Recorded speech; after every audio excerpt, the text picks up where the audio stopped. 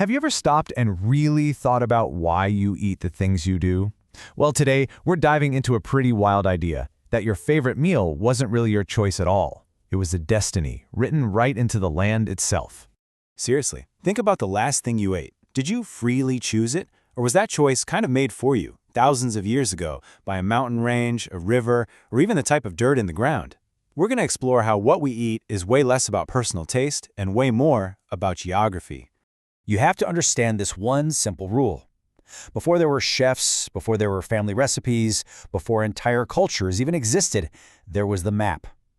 The map sets the rules. The map provides the ingredients, and ultimately, the map decides. Now, of course, that's not how we usually think about it, right? We like to believe that our food is this deeply personal thing, a reflection of our culture and our family.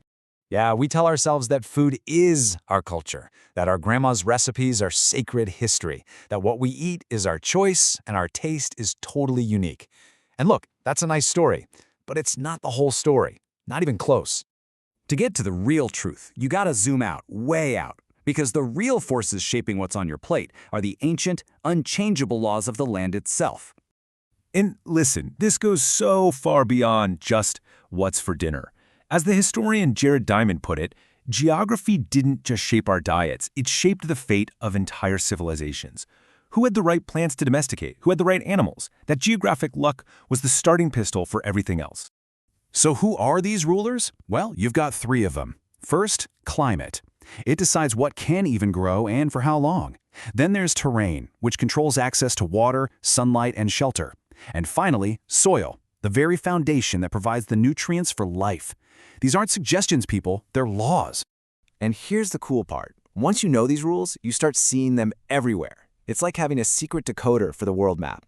You see the same patterns, the same food echoes repeating themselves thousands of miles apart. Just look at this. It's the perfect example. You've got places like California, Chile, South Africa, and parts of Australia, all with what we call a Mediterranean climate. And what do they all produce? Olives, grapes, citrus? That's not a coincidence. That is the rule of the land in action. The map came first, the food just followed orders. For an amazing, living example of this, look at the seasonal round of the Confederated Tribes of the Umatilla Indian Reservation. Their entire culture was a migration, a clockwork dance dictated by what the land offered at that exact moment. Spring, salmon run. Late spring, time to dig for roots. Summer meant berries in the mountains. You didn't eat what you felt like, you ate what the season and the place gave you. So you start to see that big geographic features aren't just pretty scenery. No way. They are active, powerful engines that create possibilities and enforce limits. They literally shape the societies that grow around them. Take a river. A river like the Columbia wasn't just a place to get salmon, it was the original highway. It was the internet of its day, a network for trade, for travel, and for the flow of ideas and people. In mountains? Well, mountains are walls. A massive range like the Cascades acts like a giant barrier in the sky. It blocks weather systems, which means one side is wet and lush and the other is dry and arid. You get completely different ecosystems, which means different food, and you guessed it, different cultures. And coasts. Oh, coasts are the Great Gates. They're these incredible, dynamic zones of exchange where all the resources of the land smash right into the endless bounty of the sea. And this isn't just a poetic idea. We've got the numbers to back it up. Plant diversity in coastal areas is more than 2 times greater than in areas just a little ways inland. These gates are zones of measurable, explosive biological power. So what happens when humanity starts to figure out these rules of the map? Well, you don't break them, you can't. Instead, you learn to use them. You learn to master the pathways the map gives you. I mean, look no further than the spice trade.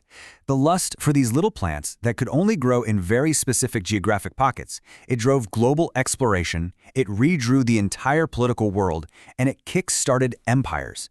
Mastering the pathways of the map meant mastering the world. And that is the absolute key.